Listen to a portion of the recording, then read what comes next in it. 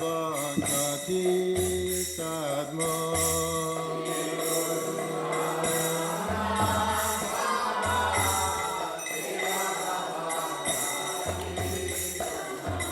Vando Mui Sabadana Mate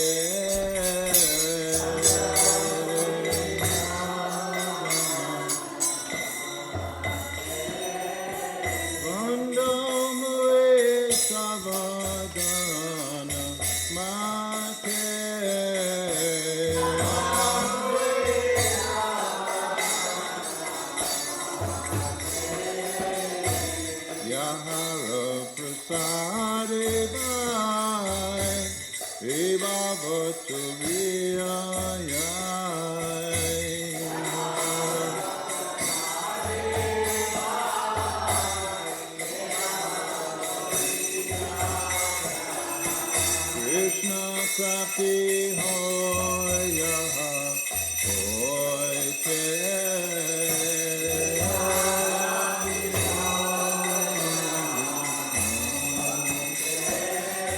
Krishna Prapti Hoya Hoite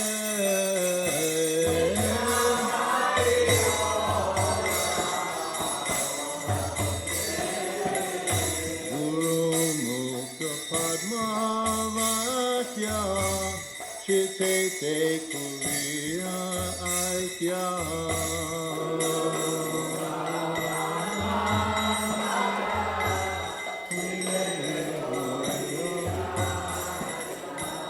Arana Kuriya Mane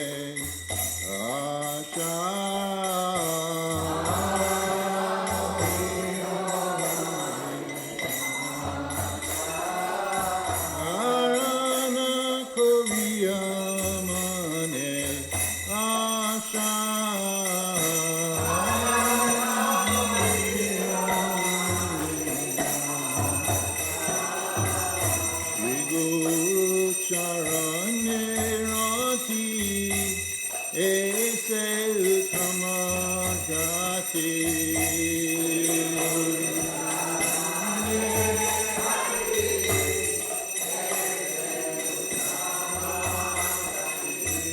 Ye prasade puri sarva asha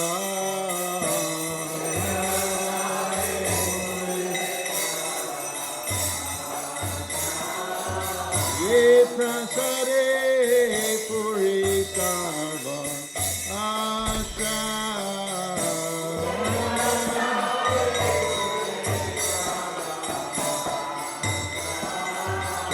Jana Delo Ye Janme Janme Prabhu Say Jana Delo Ye Janme Janme Prabhu Say Digan Vide Prokashito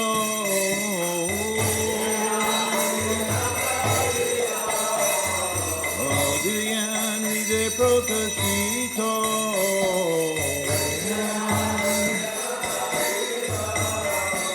Prema Bhakti Ahaite Abhidya Vinasayate Prema Bhakti Ahaite Abhidya Vinasayate Hidayaya Racharito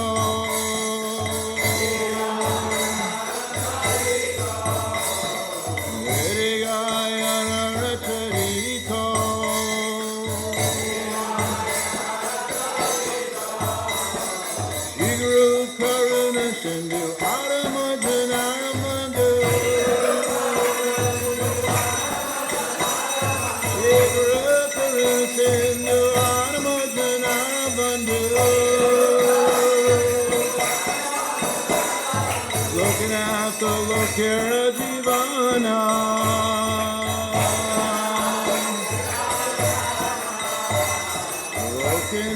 Lokira Jivana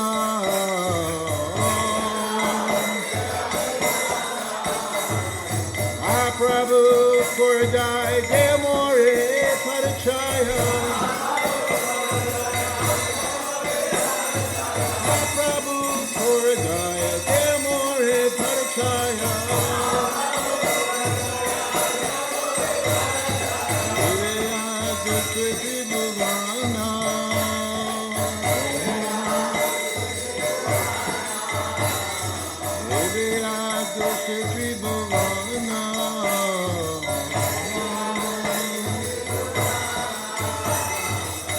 Prabhu Kordaya de Amore Padachaya. Prabhu Kordaya de Amore Padachaya. Vapa Deva Sarana.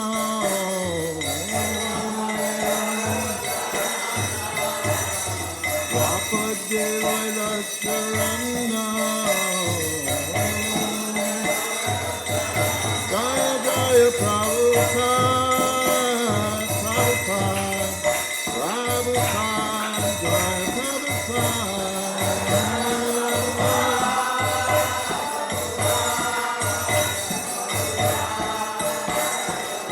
Jaya Prabhupada, Prabhupada, Shiva Prabhupada.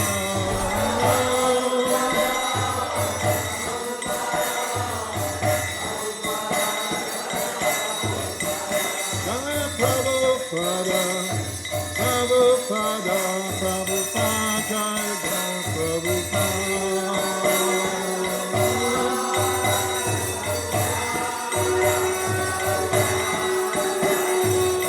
Jaya Jaya Prabhupada, Prabhupada, Prabhupada, Jaya Jaya Prabhupada.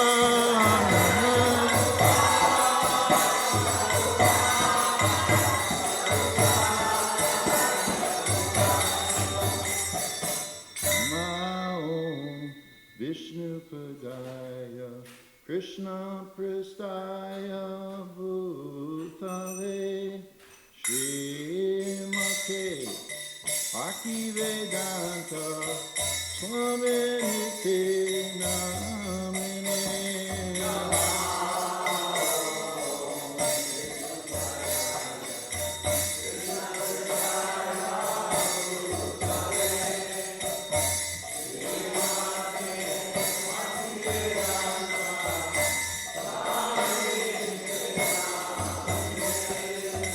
Namaste, Saraswati Devi, Gauravani Pracharine, Nirvishesha, Sunyavadi, Paskachadisatane.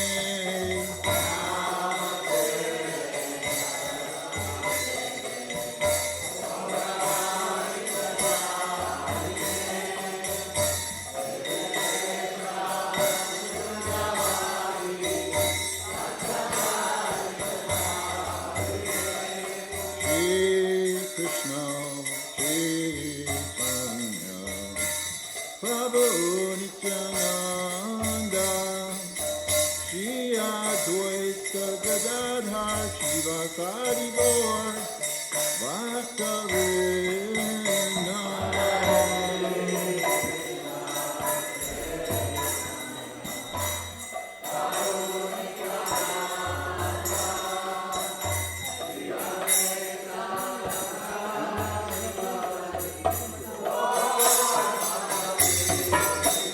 Jaya Shri Krishna Chaitanya Prabhu Nityananda Shri Advaita Gadadhar Shivasari Gaur Bhakta-vrinda.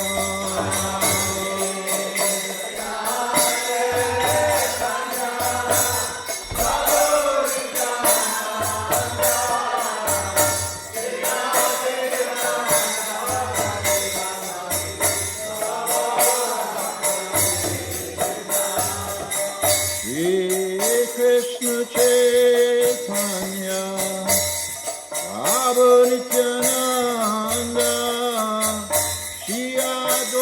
Advaita Gadadhar Shivasari Gaur Bhakta-vrinda.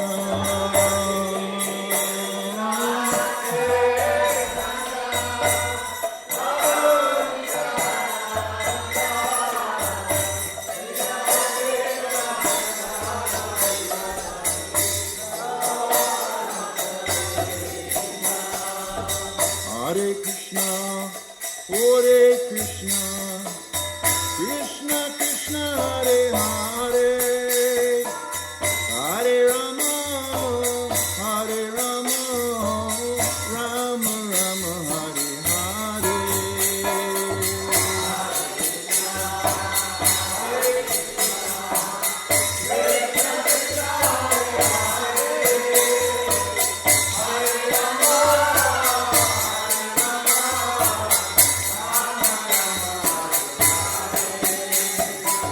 Hare Krishna, Hare Krishna, Krishna Krishna, Hare Hare, Hare Rama, Hare Rama, Rama Rama, Hare Hare.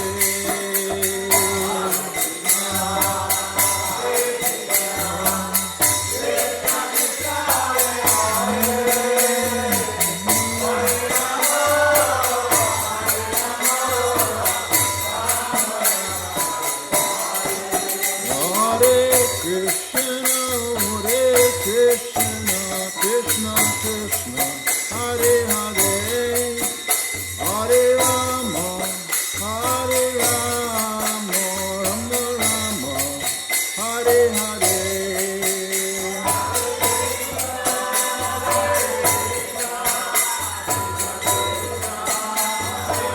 Hare Hare.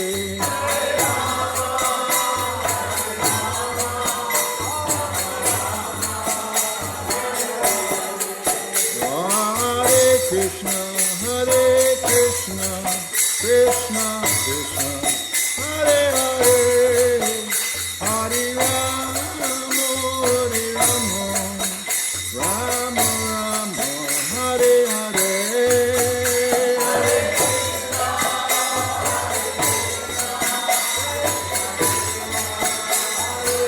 Hare Hare.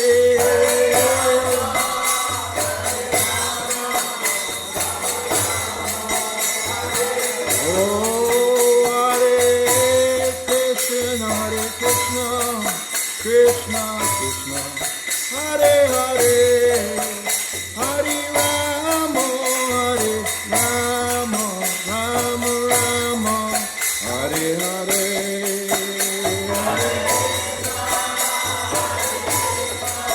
Krishna Krishna, Hare Hare.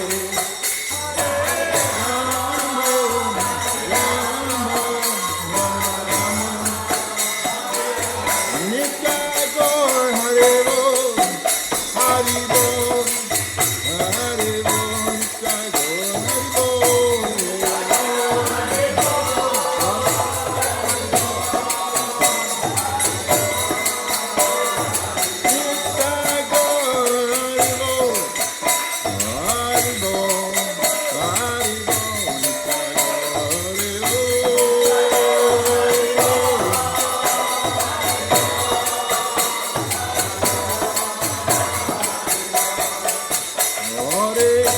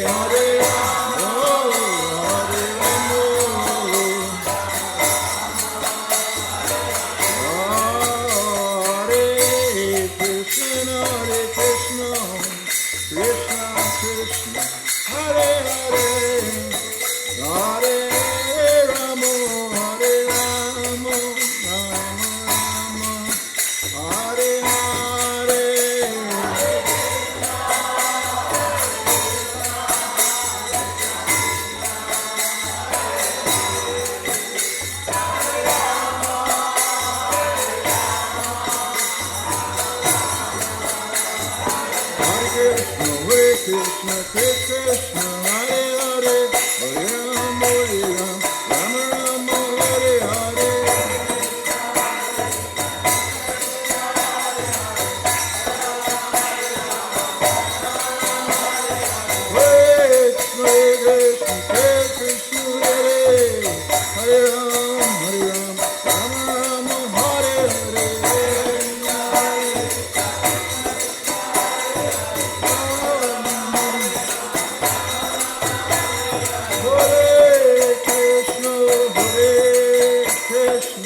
Krishna Krishna, Hare Hare, Hare Rama, Hare Rama, Rama Rama, Hare Hare, Hare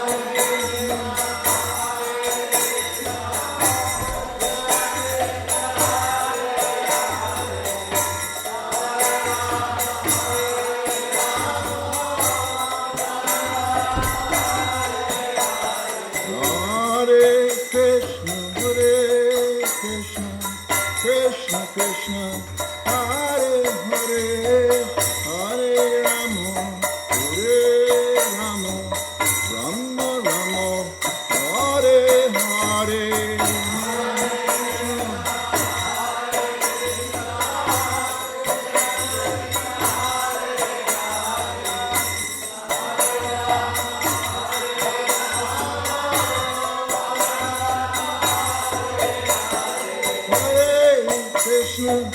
Hare Krishna, Krishna Krishna, Hare Hare, Hare Rama, Rama Rama, Hare Hare, Hare Krishna,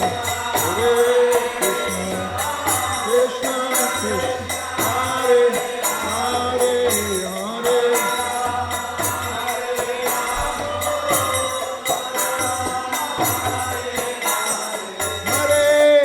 Krishna, Krishna, Krishna, Hare Hare, Hare Rama, Rama Rama, Hare Hare, Krishna.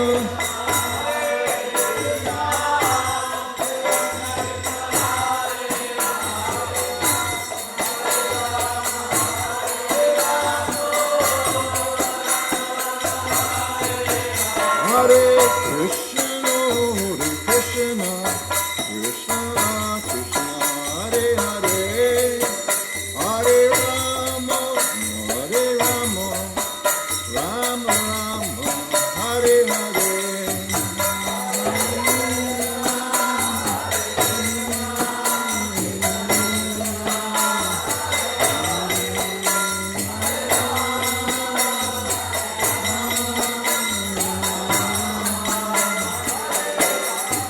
Hare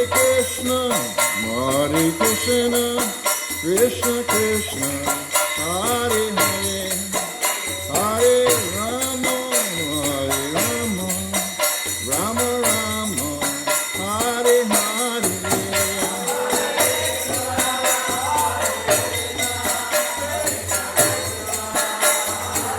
Hare Hare.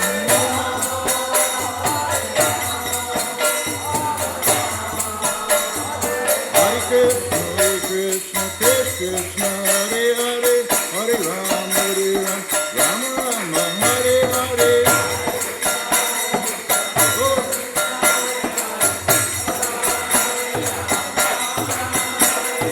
Hare Krishna, Krishna, Hare Hare, Hare Rama, Rama Rama, Hare Hare.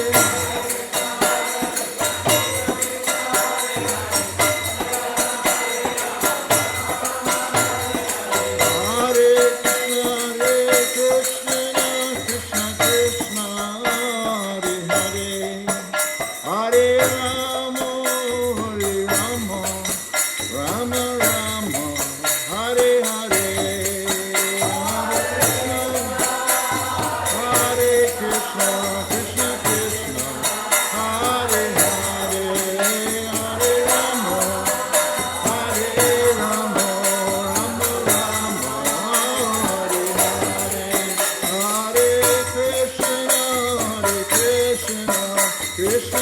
Hare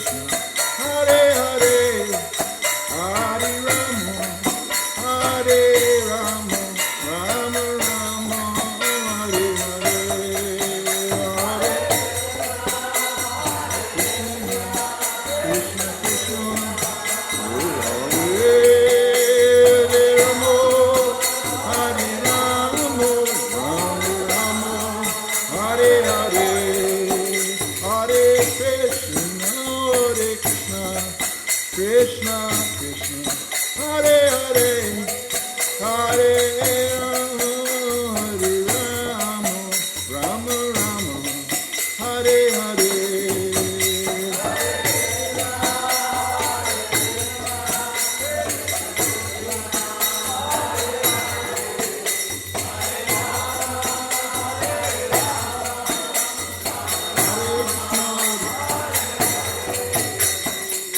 Krishna, Hare Krishna, Krishna Krishna, Hare Hare, Hare Rama, Rama Rama, Hare Hare, Krishna Krishna, Hare Rama, Hare Krishna, Krishna Krishna, Hare Hare, Hare Rama, Rama Rama, Hare Hare, Krishna Krishna, Hare Hare, Hare Rama. Hare Krishna, Krishna, Hare Hare, Hare Rama, Rama Rama, Hare Hare, Hare Krishna, Hare Hare, Hare Rama, Hare Krishna, Krishna, Krishna, Hare Hare, Hare Rama, Rama Rama, Hare Hare, Hare Krishna, Hare Hare, Hare Rama. Hare Bo, Hare Bo, Hare Bo, Nitai Gaur Hare Bo,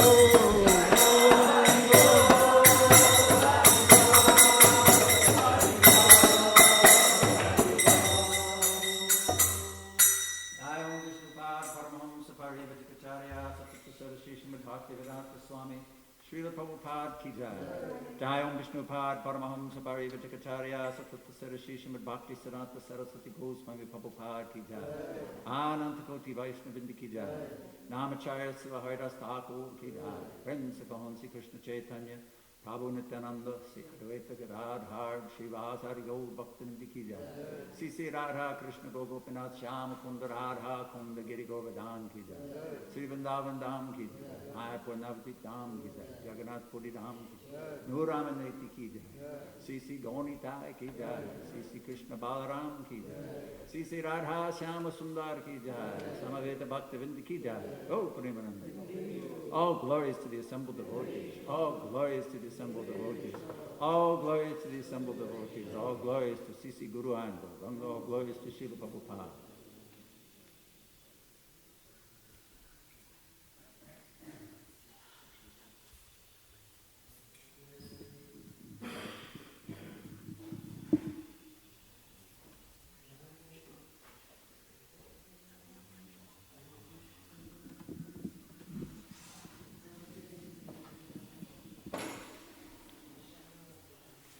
Shri Radhesham Ki Jai. So I'll read from Srila Prabhupada Nectar.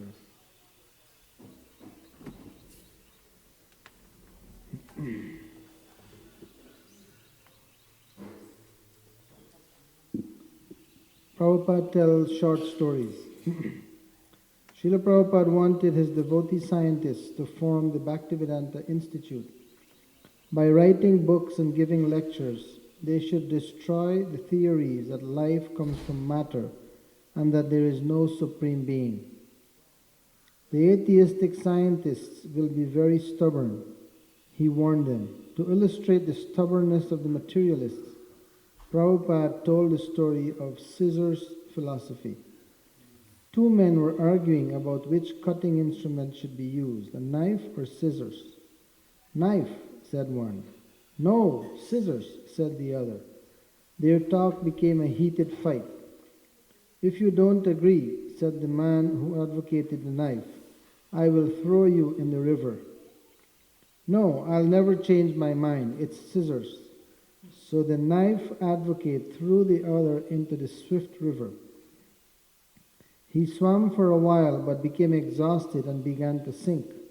But he was so stubborn about holding his point of view that even after he was sinking under the water to his death, he held up his arm and crossed his fingers back and forth like a pair of like a pair of scissors cutting. The scientists will be like that, said Prabhupada. Even after defeating them with all logic, still they will say life comes from matter. But more sane and innocent people would be convinced by Vedic presentation that life comes from life. Srila Prabhupada did not like his disciples to perform artificial austerities. When one devotee appeared bare-chested in the cold at the Kumbh Mela, Prabhupada reprimanded him. On another occasion in America, he teased his disciple Naranarayan, who came into the cold temple room wearing only a light t-shirt. Naranarayan, said Prabhupada from the Vyasasana, you must be eating chickens. The other devotees turned and stared. Yes, said Prabhupada, this is how the Mohammedans keep warm. Are you eating chickens, Naranarayan? No, Srila Prabhupada. Prabhupada then began telling a story how the Mohammedans keep warm. The system is that a man tries to eat 100 chickens by eating a single chicken. A farmer will take 100 chickens and then feed one of them to the 99. He then feeds another one to the remaining 98 and another one to the remaining 97. Finally, when there are only 2 chickens left, he feeds one chicken to the other. Then that chicken is fed to the emperor. In that way, it is considered that he is eating 100 chickens. Srila Prabhupada ki jai. So I'd like to welcome Vijayant Purana Prabhu, who is visiting from Texas, Dallas. Thank you very much for coming. And sandalwood grinding time. In July, second week in July, we'll be doing Chandan Yatra. So there is, we usually make like almost a gallon, 2 of those containers worth of sandalwood paste. So we have all the equipment in the pujari room, so if you would like to help, please do that. It takes a long time to grind, so many devotees. Last time, I think many of those devotees from Gainesville who were doing the Bhagavad Gita course with Shakshi Gopal Prabhu, luckily they came, and about 10 of them, they came a couple Saturdays and Sundays, and they were grinding all day long in order for us to get that much. So if you like to grind and also get the mercy of grinding Chandan for the Lord, what greater service than that is there? So you can pick up your grinding board from the Pujari room. There are also lots of Tulsi Manjaris over the computer doctor. Lilananda Prabhu has, behind his store there, lots of Manjaris. And we need some devotees to go and pick Manjaris and leaves for the deities. And if there is anyone going to Atlanta, please call the office or talk to Mother Sri Vrindavan. We have 4 sets of Srimad Bhagavatam to deliver there. So if you like to do that service, you're going up there, please contact the office for Sri Vrindavan. And Dhruva Maharaj Prabhu will be giving class today. Here are the devotees who have assisted their Guru in dressing the deities.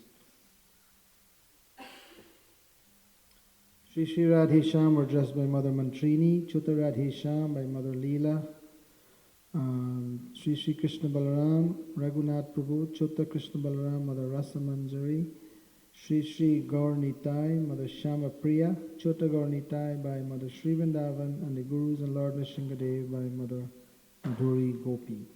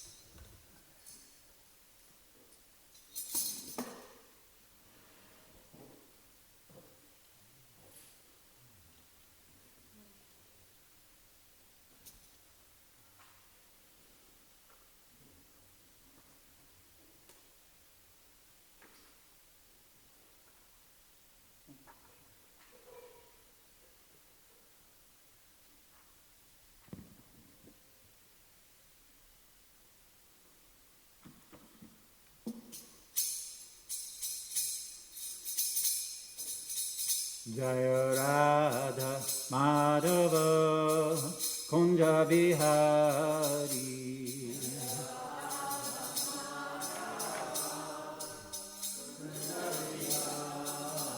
Jaya Radha Madhava Kunja Bihari.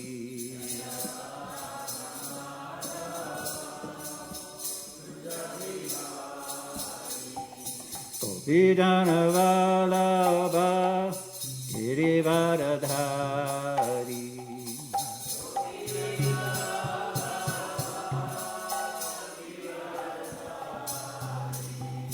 Gopijana Vallabha Girivardhari.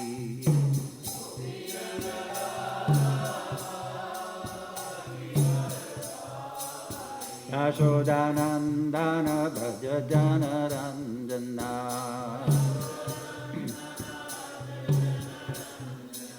Yashodanandana Braja Janaranjana.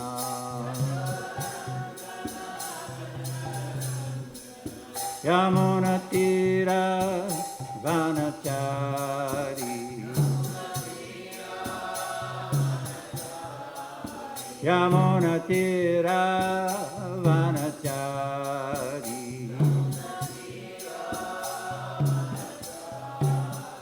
Jaya Radha Madhava Kunja Bihari.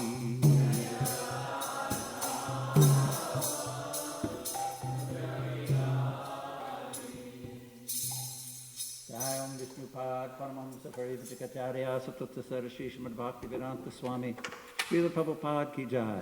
Jayam Vishnupad Paramahamsa Parivajikacharya Satutta Sarasri Srimad Bhaktivedanta Saraswati Goswami Prabhupada Ki Jai. Ananta Koti Vaishnavindi Ki Jai. Namacharya Salaharidas Thakur Ki Jai. Prem se kaham Sri Krishna Chaitanya Prabhu Nityananda Sya Advaita Gadadhar Shivasari Gaur Bhaktivinoda Ki Jai. Sisi Radha Krishna Gopinath Shyama Kunda Radha Kunda Giri Govardhan Ki Jai. Sri Vrindavan Dham Ki Jai. Mayapur Dham Ki Jai. Sri Jagannath Puri Dham Ki Jai. Sri Chaitanya Charitamrita Ki Jai. Samaveta Bhaktivinoda Ki Jai. Go Premanandi. All glories to the assembled devotees. All glories to the assembled devotees. All glories to the assembled devotees. All glories to C.C. Guru and Gauranga. All glories to Srila Prabhupada.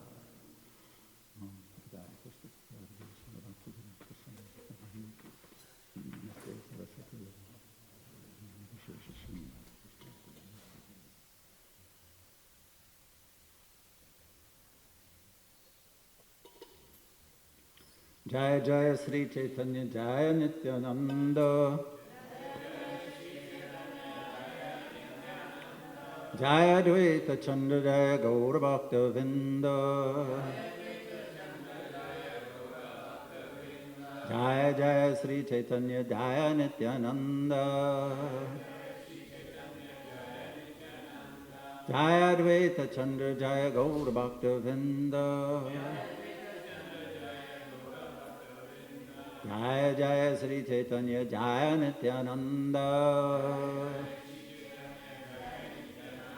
Jaya Advaita Chandra Jaya Gaura Bhakta Vinda. Today we're reading from the Chaitanya Charitamrita, Madhya Lila, chapter 8, talks between the Lord and Ramananda Rai, texts 178 through 182. So I'll do the first one, then we can do the second one together.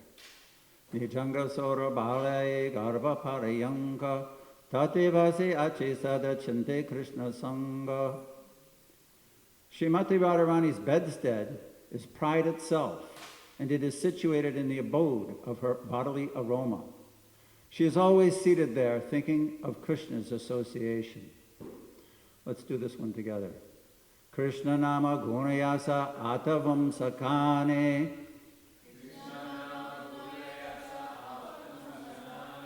Krishna Nama Gunayasa Pravaha Vachane.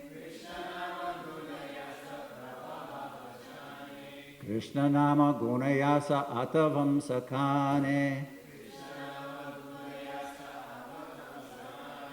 Krishna nama gunayasa pravaha vachane.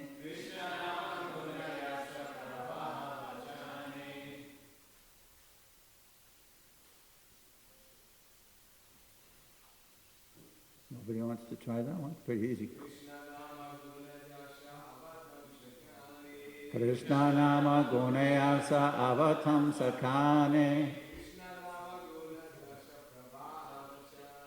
Krishna nama gunayasa pravaha vachane.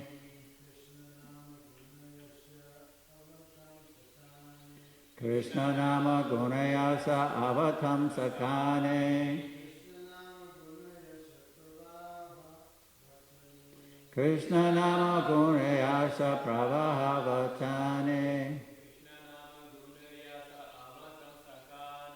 Krishna nama gunayasa avatam sakane. Krishna nama gunayasa pravaha vachane. Ladies?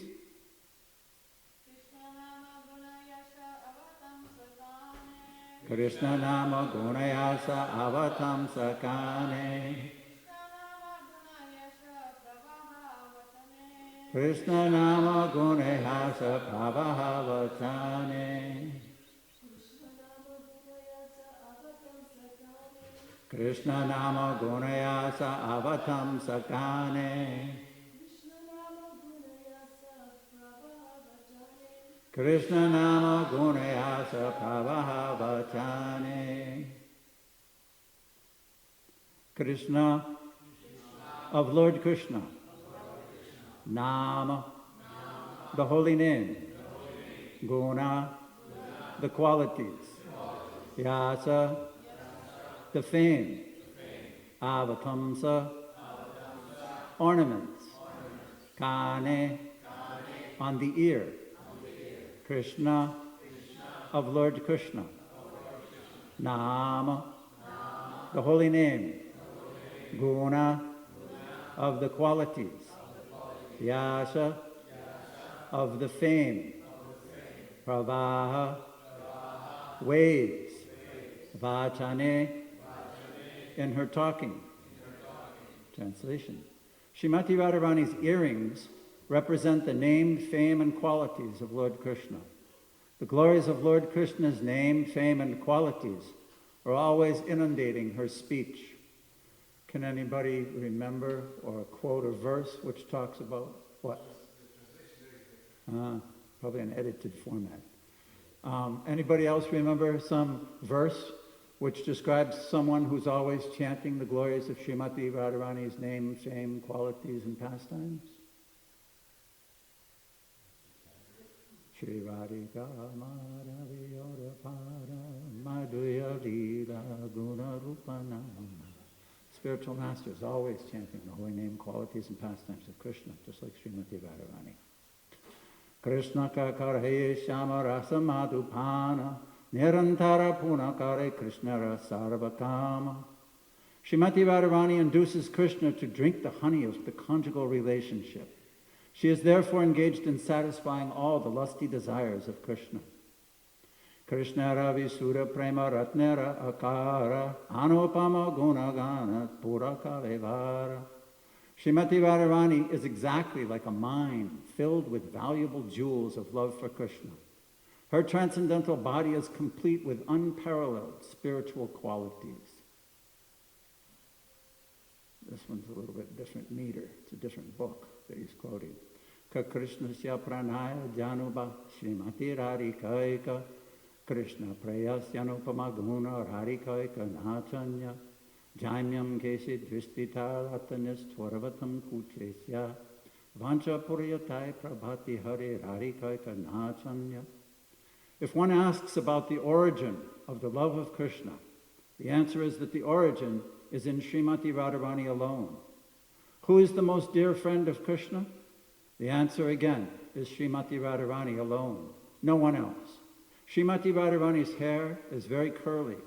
Her two eyes are always moving to and fro, and her breasts are firm. Since all transcendental qualities are manifest in Srimati Radharani, She alone is able to fulfill all the desires of Krishna. No one else. Purport? This is a quotation from the Sri Govinda Lilamrita, 11.122, by Krishnadas Kaviraj Goswami. And it is a verse in the form of questions and answers describing the glories of Srimati Radharani.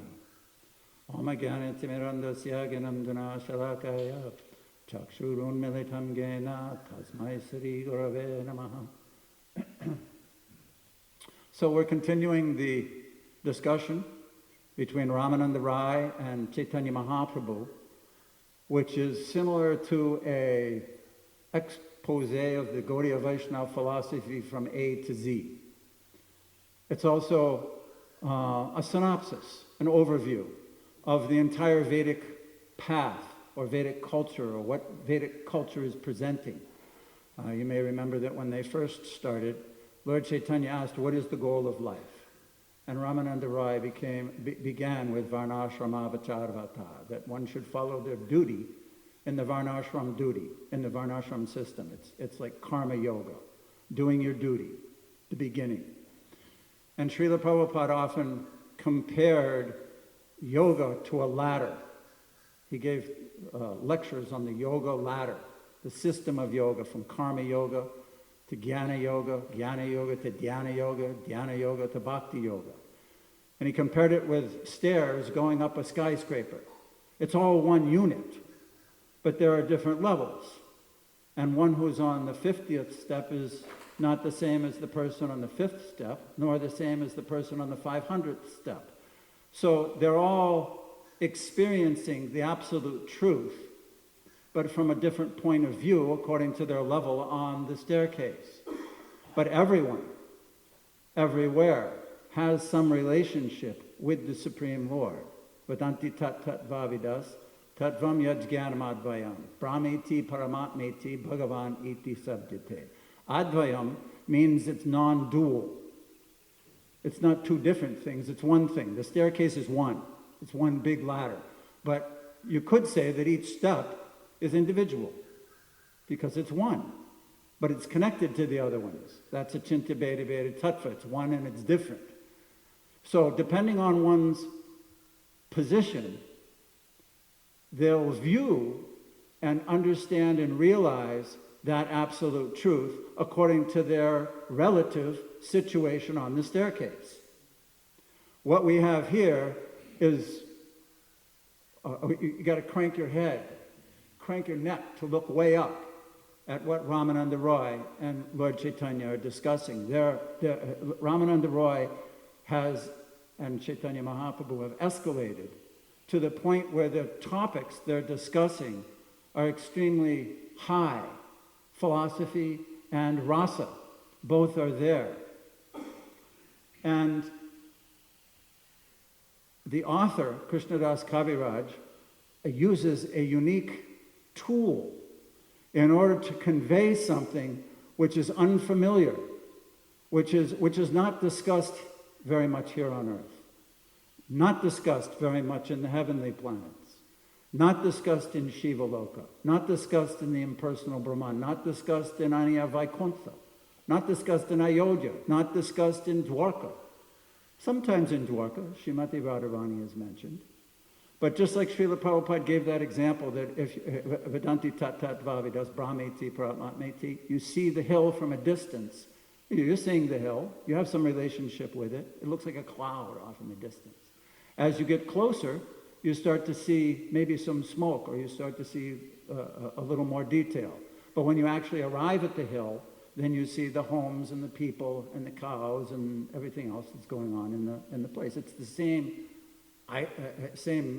thing that you're viewing, the hill, but you're getting closer and realizing more. Now what we're doing is we're walking into one of the houses, and we're learning not only about who lives in the house, but we're hearing very intimate description of the princess, the queen of the house, and her intimate qualities. Listen to this verse. Srimati Radharani's bedstead is pride itself. They're talking about Srimati Radharani's bed. Where in the world is that talked about? A very rare topic, a very intimate place that Ramananda Roy and Lord Chaitanya are going. And what's happening is that in order to convey that, Krishnadas Kaviraj, who's really not even writing these verses, as we'll discuss in a minute, the author is using metaphor and similes as tools in order to convey something which is a little bit different than just a statement, a definition.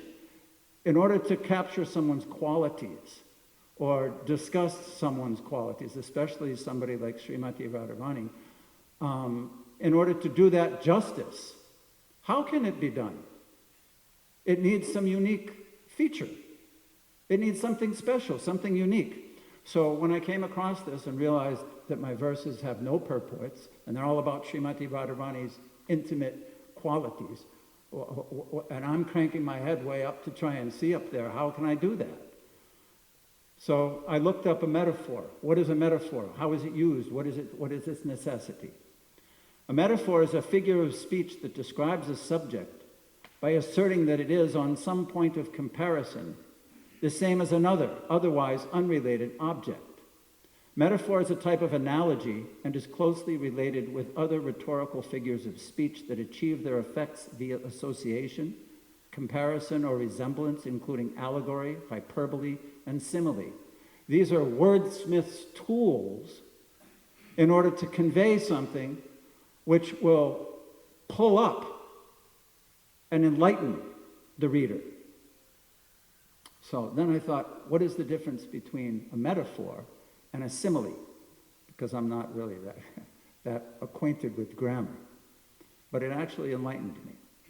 A simile is a rhetorical figure expressing comparison or likeness that directly compares two objects through some connective words, such as like, as, so, than, or a verb such as resembles. Although similes and metaphors are generally seen as interchangeable, similes acknowledge the imperfections and limitations of the comparative relationship to a greater extent than metaphors. Similes also hedge or protect the author against outrageous, incomplete, or unfair comparison. Generally, metaphor is a stronger and more encompassing of the two forms of rhetorical analogies. So obviously, Krishnadas Kaviraj is quoting metaphors. They're stronger, they're more direct, and there's no need to protect his expression as outrageous, because he wants to express something intimate, something unique, and something unfamiliar, to make the hearer question, capture their attention. Sometimes music can also do that. If you take poetry and read it, that's one way to hear that poetry. But if you add music, sometimes just a simple guitar or one stringed instrument or something can enhance it. And then if you get a whole orchestra, it brings it to another level. It's the same experience. Again, we're back to our analogy of experiencing something, but from a little bit different point of view due to the elaboration of the words. So actually, what Krishnadas Kaviraj Goswami is doing is he's quoting. We've been reading this particular section for some time, since I think verse 166. And in the purport to that verse, Srila Prabhupada explains that this description, all these different features, is based on a book by Srila Raghunath Das Goswami called Premam Bhoja Maranda. Srila Bhaktivinoda Thakur's translation of the original Sanskrit reads as follows, and then Srila Prabhupada gives that. So I took that section of the verses we have today, and this is how it reads. It's a little bit different than we just read in the verses. It's just coming. No. This is different. This is actually from 66. Can you pull up 66? That's right. Premam Bhoja Maranda. No, by Raghunath Das Goswami. This is an English translation by Bhaktivinoda Thakur. She sleeps in her room with the aroma of pride, and when she lies down on her bed, the transcendental variety of her loving ecstasies is like a jeweled locket in the midst of her necklace of separation. Her transcendental breasts are covered by her sari, in the form of affection and anger toward Krishna. She has a stringed instrument known as a kachapi veena, which is the fame and fortune that actually dries up the faces and breasts of the other gopis. She always keeps her hands on the shoulder of her gopi friend, who is compared to her youthful beauty. And although she is highly qualified with so many spiritual assets, she is nonetheless affected by the Cupid known as Krishna. Thus, she is defeated. O Sri Radha, this person offers respectful obeisances unto you, taking a straw in his mouth. This person is very unhappy. Please bring him to life by sprinkling him with the nectar of service to you. O Gandharvika, Sri Radha, just as Lord Krishna never rejects a surrendered soul, please don't reject me. The person who reads this regal prayer, which bears the title Sri Premam Bhoja Maranda, will attain direct service that brings with it the mercy of Sri Radha. So it's actually Raghunath Das Goswami's book that Krishnadas Kaviraj Goswami is quoting to bring out this features expressed through the mouth of Ramananda Roy to Chaitanya Mahaprabhu.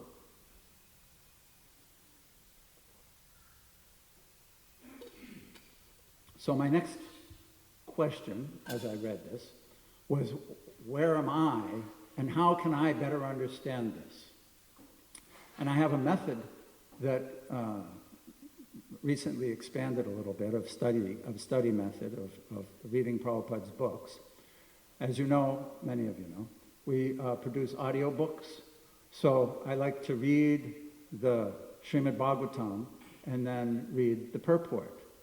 But one day, and then if I can, then I go to Srila Prabhupada's lectures and hear the lecture on the verse that I just read.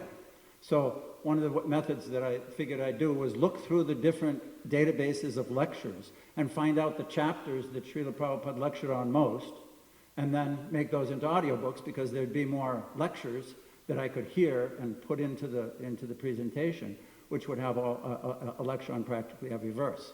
And I came across 1.7, Srimad Bhagavatam, the son of Drona punished, which is interesting chapter to have so many lectures on. But in the beginning of that chapter is the description of Vyasadeva just after Narada Muni left. So what did he do when he started to write the Srimad Bhagavatam? And it described that after he compiled the Srimad Bhagavatam, he taught it to his son, Sukadeva Goswami. So not in the purport, but in the lecture, the question was raised, what inspired Srila Vyasadeva to instruct his son Sukadeva? Can anybody say the qualification of Sukadeva Goswami that inspired Vyas to teach him Srimad Bhagavatam? Wouldn't come out of the womb, so therefore we'll teach him the Srimad Bhagavatam and try to enlighten him a little bit. Do you have Srimad Bhagavatam, this class number 1? Class number 1. So here's the lecture with the text so that you can follow along, explaining why the spiritual master, what is the quality in the disciple. So, what was the qualification of Sukadeva Goswami which induced Vyasadeva to teach him this Samhita? Sukamadha payamasa nivitti niratam. He has no more attraction for material work. That is the question. Nivitti. There are two kinds of life, nivitti and pravitti. Pravitti means materialistic, kurmis, generally kurmis. They have got tendency to enjoy this material world. That is called pravitti. Pravitti marga. Pravitti is natural inclination. Anyone who has come to this material world, pravitti isang bhutana, everyone is in the pravitti marga. What is that pravitti marga? The pravitti marga is these things: sex, meat eating, intoxication, like that. This is pravitti marga. pravittireshang bhutana, nirvittesu mahapal. So the whole Vedic literature is there. How to make him stop these pravritti marga. That is the whole plan. Otherwise, there are many instances, loki bhavayami samadhaseva nityastu jantu. Nitya, a jantu, he is called jantu. Jantu means animal, or no intelligence. Those who are jantu, they have got this tendency, pravittiresa. What is that? Bhavayami samadhaseva, sex and meat eating, amisha, meat, egg, fish, and madha, intoxication. This is pravit. Loke bhavaya, bhavaya means sex. Amisha madha seva. Nityastu jantu. Jantu means living being, condition in the material world. They have got this general tendency, pravit. You find in animals, in birds, in beasts, and beastly human being, two-legged beast. There are four-legged beasts and two-legged beasts. Four-legged beasts are the animals, cats, dogs, tigers, etc., cows, asses. They are four-legged beasts. And there are two-legged beasts, dipad motion. It is not manufactured, it is there in the Shastra. Dipad motion. Di means two, and pod means legged. So, any human being who is attached to this pravritti marga, sex, meat eating, intoxication, gambling, he is dipad motion, two-legged animals. This is pravritti marga. Therefore, education should be in such a way planned that he should be nimittima. Pravittireshang bhutana nivittestu mahaphalam. These are general tendencies for the conditioned soul. But if anyone can control by training, by education, these things, bhavayami samadha seva, sex life, intoxication, and meat eating, and then he's got nirata. He becomes qualified. The Vyasdev preferred to teach Srimad Bhagavatam to his son, Sukadeva Goswami, because he was nirata, nivitti, nirata. I found that fascinating, that actually Vyasadeva was inspired to teach intimate topics to his son because his son no longer had any material interest in this material world, no longer any interest, no desire to enjoy it, to exploit it. Now, obviously, if we're honest, on some levels we can perceive and acknowledge our own innate conditioned experience and desire to enjoy this world. That's why we're here. We're conditioned souls. Jantu means conditioned souls. And the natural tendency is to enjoy the things of this world. It's a natural tendency for anybody in this material world. But a liberated soul, again, we're looking up. We're looking way up at the top of the skyscraper. Those people don't have any attraction for this material world, none. They're not, when they come here, they don't come here for the purpose of trying to enjoy. They come here to help and instruct and serve Lord Krishna, just as they did in the spiritual world. So we can't be artificial and just artificially give it up. At the end of that lecture, Srila Prabhupada said, therefore there should be education. So what I also want to do is parallel these topics with how one can plan and set forth a systematic approach to attaining that level. We want to go up. Why go up to a certain level and just plateau? No, life should be a continuous progression. The entire journey all the way to the end. So what are the symptoms? What are the activities? What are the qualities, just like we're reading about Srimati Radharani's qualities? What are the qualities that manifest, that we should look for, that we should acknowledge and strive for as we go on this progressive path? There's a nice verse from the 11th canto which gives an analogous description of what should happen. Devotion, direct experience of the Supreme Lord, and detachment from other things. These three occur simultaneously for one who has taken shelter of the Supreme Personality of Godhead, in the same way that pleasure, nourishment, and relief from hunger come simultaneously for a person who's eating. So the first one is devotion, and it's compared to the pleasure of eating. As one performs bhakti, devotion to the Supreme Lord, pleasure on some level manifests because it's natural for the soul. Even if it's just aganta sukriti, taking some prasadam. People like it. It tastes good. Right? They get some oomph. They get some experience of pleasure from that. Compare that, do that over and over and over again, accumulate that bank account, taking prasadam, taking prasadam, taking prasadam. Finally, you come to the point where it's relishable. Chaitanya Mahaprabhu in Jagannath Puri. One time he went to the temple in the morning, and one of the pujaris, after the artik and after the offerings, gave Mahaprabhu just a little leaf cup full of this prasadam.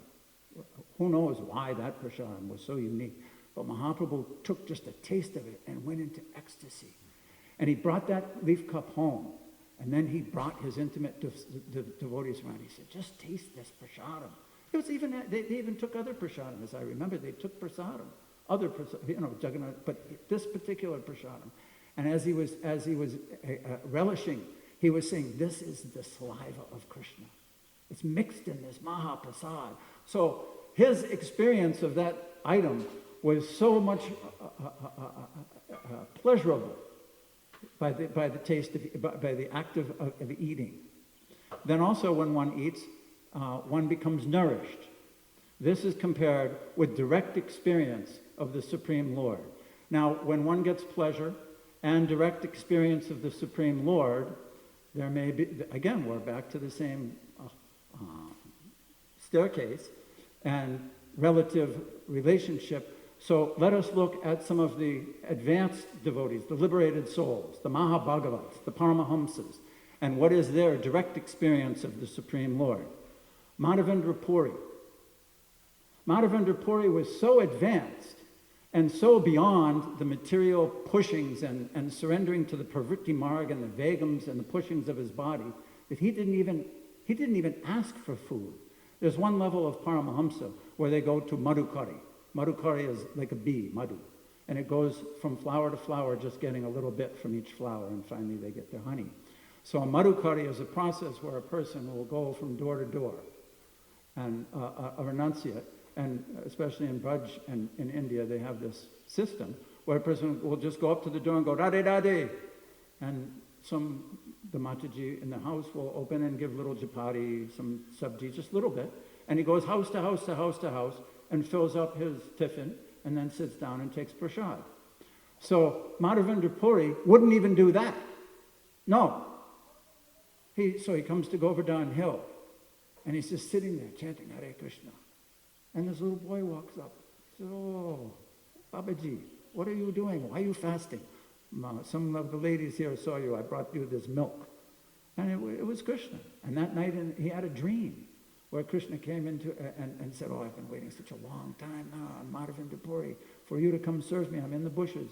And everybody knows the pastime. So direct experience of the Supreme Lord and that renunciation go hand in hand. If someone's on that level, they're also renounced. Look at Sanatana Goswami. Sanatana Goswami had a government job where he was like major top politician for the Nawab Hussain Shah. But then he met Chaitanya Mahaprabhu. Oh, what happened? I want to read Srimad Bhagavatam. So rather than going to work, he actually employed Brahmins and sat home and read the Srimad Bhagavatam, and he was jailed for it. And then he was in jail. What did he do? 10,000 gold coins. Now he didn't save any of those coins. His servant did. But imagine would you give up everything and then left town? And as he was traveling toward Vrindavan, trying to find Chaitanya Mahaprabhu, he met his brother-in-law, Shrikant, in Hajpur on the way. And his brother gave him some kind of blanket, chadar, because now Sanatan had nothing. He's traveling with his servant, he has absolutely nothing, and he's walking towards Varanasi. So his brother-in-law gave him a blanket. Finally, he arrived at the house of Chandrasekhar and met Chaitanya Mahaprabhu, but Mahaprabhu kept glancing at his blanket. 10,000 gold coins, super high politician, coming from a rich Brahminical family, cushy lifestyle, and now he has a blanket. And Chaitanya Mahaprabhu looked at that blanket like, what are you doing with that blanket, Sanatan? And he went to the banks of the river at the Dashashwamedha Ghat, met an old Bengali Baba who was also washing a quilt, and he traded it. And he gave it up, and then he came back, and Mahaprabhu was very pleased by his renunciation. Who wrote these verses? Raghunath Das Goswami. Look at his life. The life of these liberated souls reveals to us a pattern of continued advancement, continued development. And Sanatana Goswami's direct perception of the Lord, can anyone give an example when Sanatana Goswami had a famous direct perception of the Lord? Sanatana. How about some salt? You're making these nice offerings, but I would like a little salt. Madan Mohan, his deity, came to him and asked him, how about a little salt? So, and again, the renunciation and the direct perception of the Lord is there. And then finally, a person engaged in eating gets relief from hunger, which is compared to detachment from material things. As one eats, there's no more, the desire for hunger, the desire for food, that hunger dissipates. It's natural. As you eat, you become satisfied. Now, after you've had a complete full meal, and I mean full meal, then somebody comes up to you with a new plate and says, oh, such and such just cooked. Here's a nice plate of prasadam. It's like, no, thank you. I just ate. I'm full. I'm satisfied. So the example is that the Atmarama, the person who's on that platform of spiritual satisfaction, doesn't hanker for anything material. It's like the person who's just eaten. They're satisfied. There's no hankering. There's no need. There's no desire to interact in that way. So these symptoms of renunciation go hand in hand with the person who is that elevated. Now, one may question, what about Pundarik Vidyanidhi? I mean, here's the example where Gadadhar Pandit came to him with Mukunda. Mukunda had said, a very nice Baba, very nice Bhakta. But when they went to Pundarik Vidyanidhi's place, Pundarik Vidyanidhi was very opulent householder. He's sitting there, nice cloth, beautiful cushy pillows, maybe some pans. Sometimes you hear that he was smoking hookah. He's enjoying it. And Gadadhar Pandit was thinking, what, Mukunda, why you bring me here? And Mukunda could sense that Gadadhar Pandit had this feeling and it was wondering why he'd done that. So in order to reveal Pundarik Vidyanidhi's inner mood and bhav, he quoted a verse from the 10th canto that states, always hankering to taste the blood of small children, Putana came to kill baby Krishna. However, because she offered her breast to the Supreme Lord, Putana attained the greatest blessings of being accepted as the mother of Sri Krishna.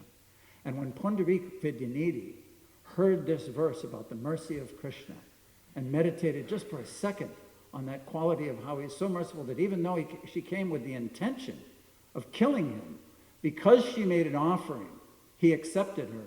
Oh, he went into ecstasy, and I think it lasted over 20 hours. He kicked the pan, he tipped over the hookah, he fell on the ground, he was rolling in ecstasy, revealing his spontaneous attraction. I have a spontaneous attraction to the things of this world. I really do. I can look at something, hear something, smell something, or touch something. Spontaneous attraction. But there's a path, there's a process. This process Srila Prabhupada gave us, we can see in the lives of these people, especially Raghunath Das Goswami. He's a perfect example, and it's so wonderful that he's left us these books. He also wrote another book called Vilap Kosmanjali. What happens with Raghunath Das Goswami is that he was extremely wealthy and rich in his youth. And then he left everything and went to stay with Mahaprabhu. He went there in 1517. Chaitanya Mahaprabhu left in 1533, which means he stayed there 15 years with Mahaprabhu in Jagannath Puri. And after Chaitanya Mahaprabhu disappeared and left this world, then he decided to go to Vrindavan and commit suicide and die, jump from Govardhan Hill. But when he arrived, all the devotees wanted him, hey, you were there for 15 years with Mahaprabhu.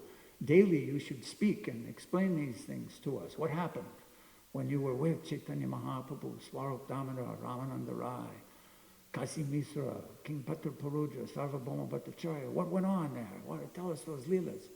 So every day he would recite, and this is how Krishnadas Kaviraj, who was a resident of Radhakund at the time, heard from Raghunath Das. So now Raghunath Das in his later life became so absorbed in his Manjari Swarup that he actually wrote books about that service and about that meditation and about the pastimes of how Radha and Krishna are enjoying intimately in their kunj, and how she, Raghunath Das in his Manjari Swarup, would go in and render service in that intimate place.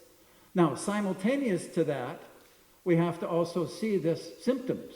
Is the person qualified? What is the qualities of the person?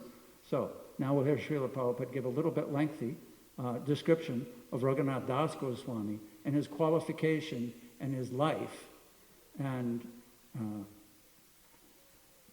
some of his leelas. That Goswami, 6 Goswamis in Vrindavan, they practiced Nidrahara Viharakadi Vijitai. They conquered over sleeping, eating, mating, and depending. Nidra means sleeping. Ahara means eating. Vihara means sex.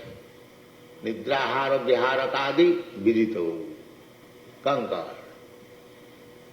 So this is the advancement of spiritual life. When we conquer over these things, that means we have come to the spiritual platform. So long we have got this material body, it is not possible, but try to minimize. Try to minimize. Srila Raghunath Das Goswami, he was very rich man's son. His father's income 500 years ago was 1,200,000 rupees. So now you know the exchange is, what is the exchange today? It is at least 500 times increased. Anyway, that Raghunath Das Goswami, when left home, his father and uncle was very strictly observing.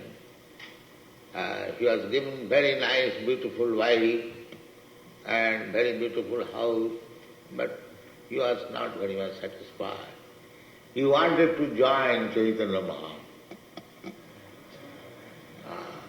So his father was very strictly keeping guard that this boy may not go out. Just like some of your parents do.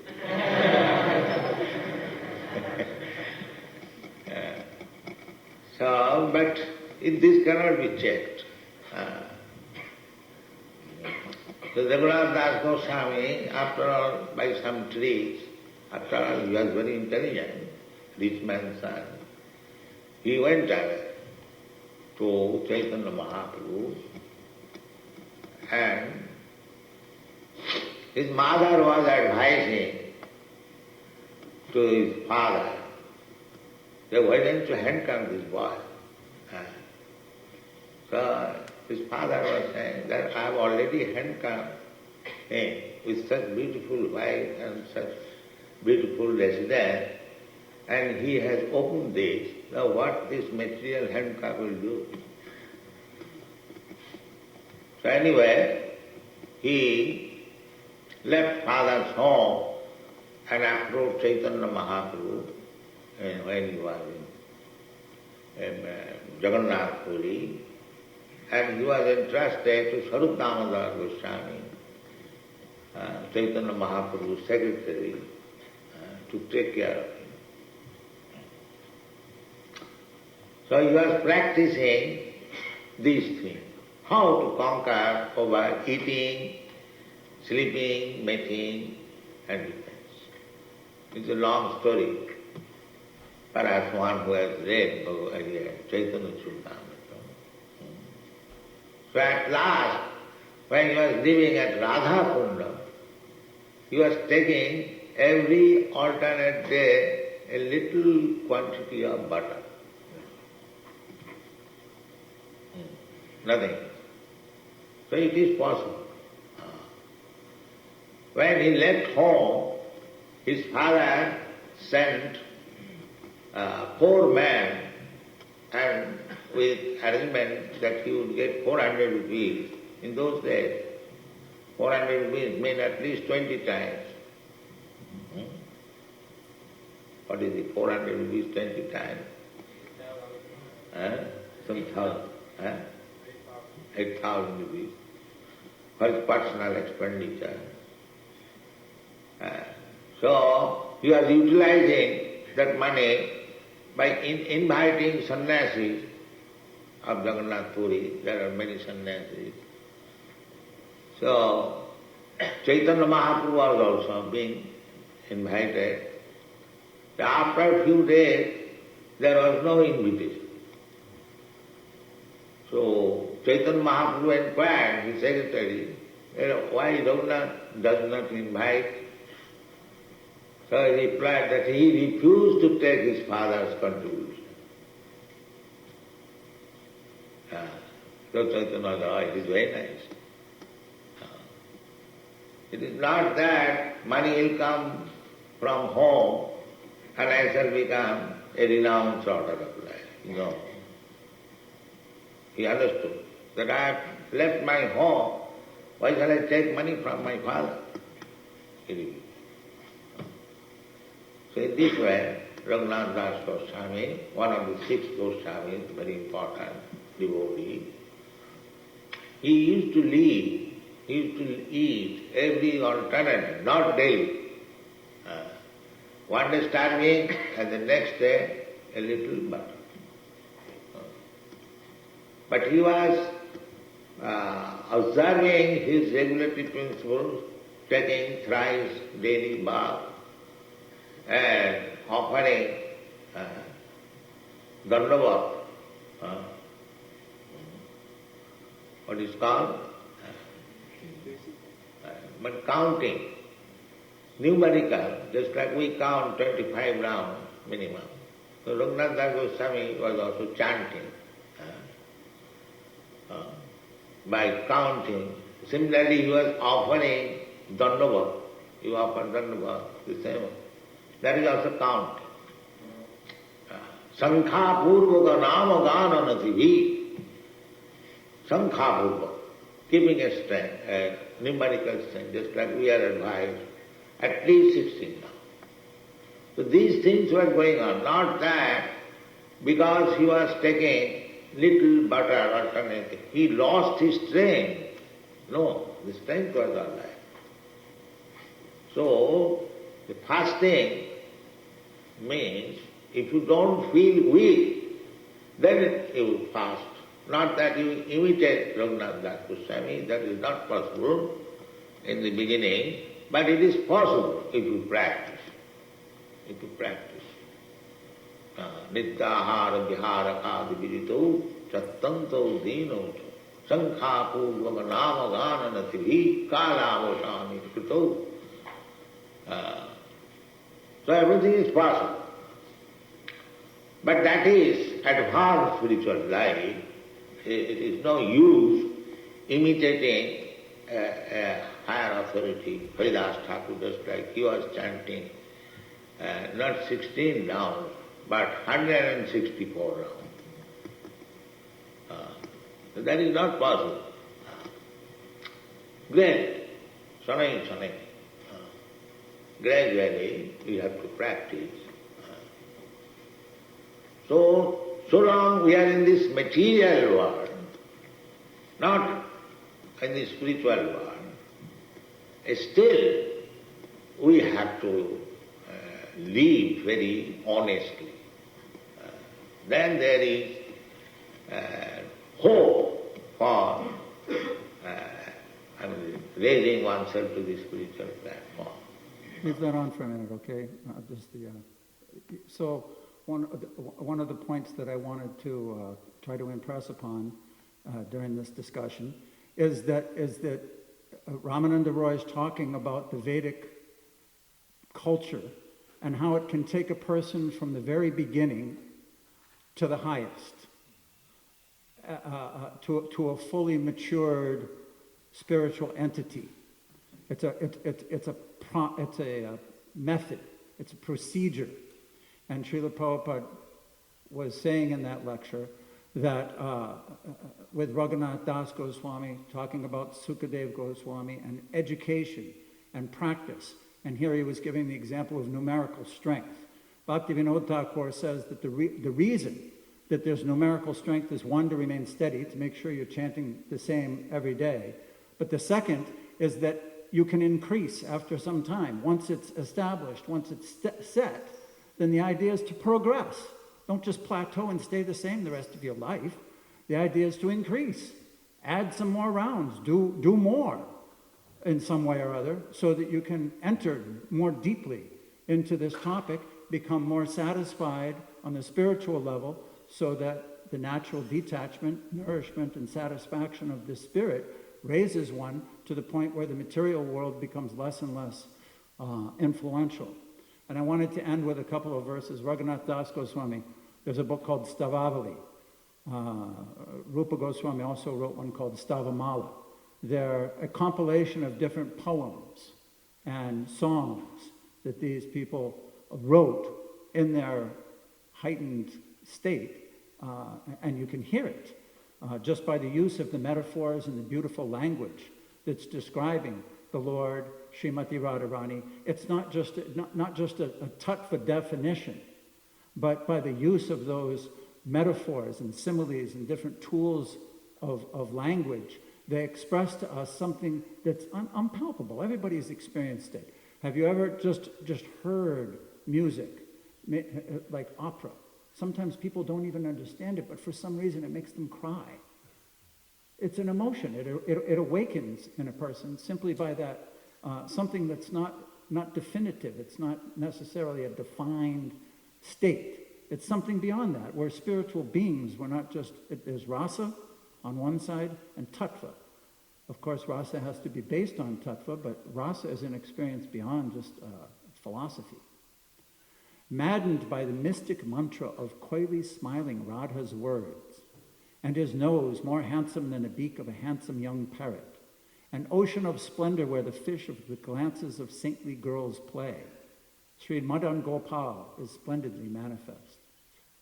Baiting with the nectar rope of the splendor of his teeth, baiting with nectar the rope of the splendor of his teeth to capture the bumblebee of Radha's heart as it lands on the blossoming banduka flower of his lips to smell its sweetness. Sri Madan Gopal is splendidly manifest. Offering the honey of his splendid handsomeness in sacrifice to the bumblebees of the curling locks of hair on his forehead, and aiming the arrow of his sidelong glance at the bird of Radha's peaceful composure as it flies up to see the sweetness of his ears, Sri Madan Gopal is splendidly manifest. Just more examples of these higher states of Krishna consciousness and intimacy that Ramananda Roy and Lord Chaitanya, and they're not even at the top of this discussion yet. They're not even up at the top of the staircase. They're getting close, but as they say in the movies, more to come. Are there any questions or comments? Yes, Nivananda Prabhu.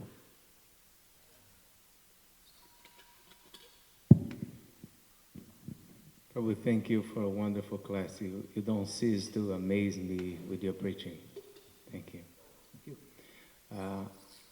I would like to make one correction on a small detail that you said, if you allow me. You can Sure, allow me. please. It was not 10,000 coins. This is on the Madhya Lila, chapter 20, verses 8 to 14. First, he offers 5,000 coins, and he tries to convince the jail keeper, saying, don't worry, I'm not going to be here. I'm going to leave the country. I'm going to go to Mecca. I'm going to become a medical in Mecca. And you can tell the Nawab that I went to pass through in the river, and then I fell, and I had all this chains, and I was carried by the current, and I died. But then he saw that the jail keeper was not convinced yet, so he put 2,000 more coins. Okay. So then total was 7,000. Nice. Yes. Thank you for the details. And you mentioned about Agyata Sukriti Prasadam. Somebody comes and takes prasadam. So this week I had a really nice experience in my store that these two boys came, and one of them brought the computer. So I was taking notes about the computer, and I also have this display with books right on the countertop, Prabhupada's books. And then while I'm taking notes, the one that brought the computer is telling his friend, oh, have you been to this temple? The friend said, no. Man, their food is awesome. And he repeated 3 times that the food is awesome. And then he kept talking, he said, the food is awesome. Then he talks, the food is awesome. And then I said, yes, the food is awesome. I've been eating that food for a long time. It's awesome. Yes, it's a different experience. People experience that just by taking prasadam. Thank you. Lakshmi Moni? I just wanted to say that Srila Prabhupada commented that amongst the 3 positive things he noticed in hippies that he came in contact with was their lack of attraction for the standard material way that people were living. And he saw that as a qualification for them to hear Very nice. Krishna consciousness. Same as Sukadev. No interest. Not exactly the same, but... Yes, right. But that specific, not interested, detached. Right. And he commented on that. That was their qualification. Right. Also, in Srila Prabhupada's life, talking about that complete satisfaction and different example of life. Srila Prabhupada, 69 years old, getting on a steamship and going across the ocean, having 2 heart attacks. What was his direct perception of the Lord on the boat? Remember, he saw Krishna come in different forms, and he was rowing the boat. But then even when he got to New York and began the movement, Srila Prabhupada had such a taste, such a experience of Srimad Bhagavatam, all by himself. Nobody else was pushing him, nobody was watching him, nobody was considering or this. He had such a taste that at midnight he would wake up and for 4 hours just relish Srimad Bhagavatam all by himself, reading the different commentaries and sharing that in his Bhaktivedanta purports. And then ran the whole movement during the day, traveled everywhere, interviews, conversations, lectures. It's phenomenal, but it's an example whereby we can understand how to live in this world and how to gradually hope that we continue progressing. Thank you. Hare Krishna. Oh, my Jaya Prabhu. Well, I don't know whether you agree with this, but sometimes when we're discussing these leelas of Krishna's, high leela, that it sounds dry and academic. And maybe because you've answered that question, it's because these pastimes can only be described in the choicest poetry, as you very elaborately pointed out in your class. Is that correct, do you think? I think that my understanding is back to that analogy of where you are on the staircase, who you're hearing from. If the speaker and the hearer are sincere and elevated, then naturally they'll both relish that experience. But if somebody isn't, then how can they relish it? So many people. We're presenting the most palatable experience for the soul to humankind all over the world.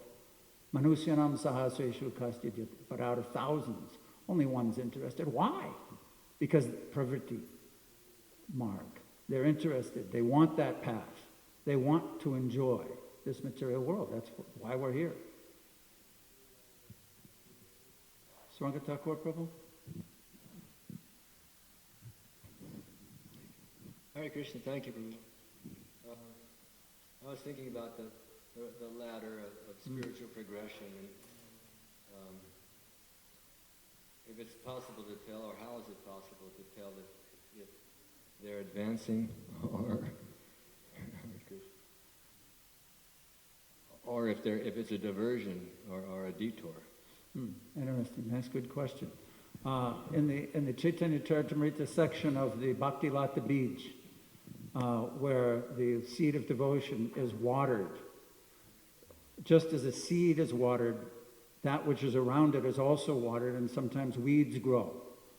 And the weeds sometimes appear just like the plant. That example is given. It's called upashaka. It's an unwanted creeper, but that might even choke the creeper of devotion. And it's described in that section that in order to try and discern the difference between what is real and what is nourishing and what is not, one has to have more advanced association. So we should always seek that. Sometimes it's even stated that only a pure devotee can tell. So it's a good question and something that we should definitely acknowledge. Yes, good topic. Madan Mohan Prabhu? Well, on that point, sometimes you find out that you have attraction to the weeds. Yes, certainly. That in the name of devotion.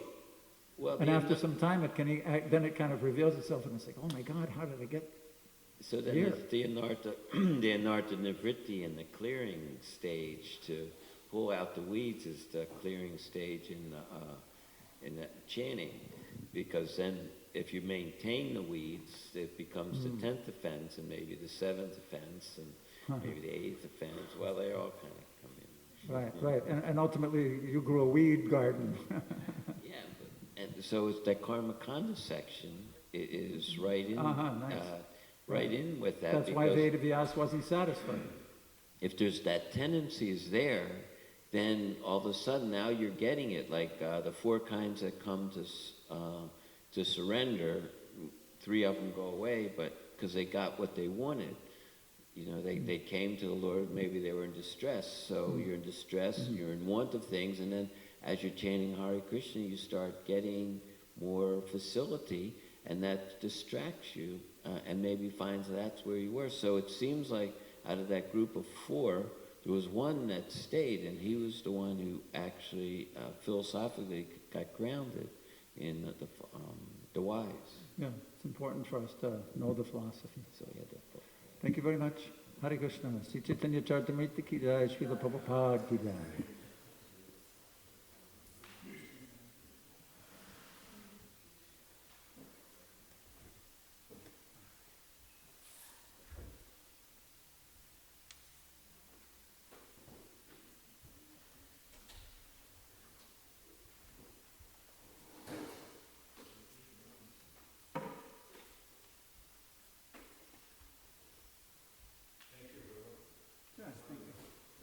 Thank you for the clarification.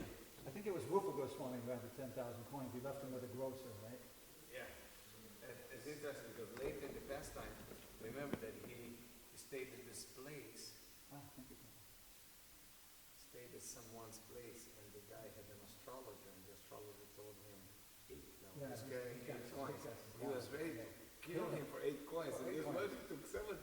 Right, exactly. That's Those coins, those gold coins, Yeah. 2.5 ounces each. Oh yeah? 2.5. Because I was researching this. Can you I imagine? was researching coins 500 years ago. Yeah, I did a bit of research, but I couldn't find. I found, different coins, but didn't say the weight. Well, Prabhupada was listening to a lecture. I was listening to a 1966 lecture. It's still in my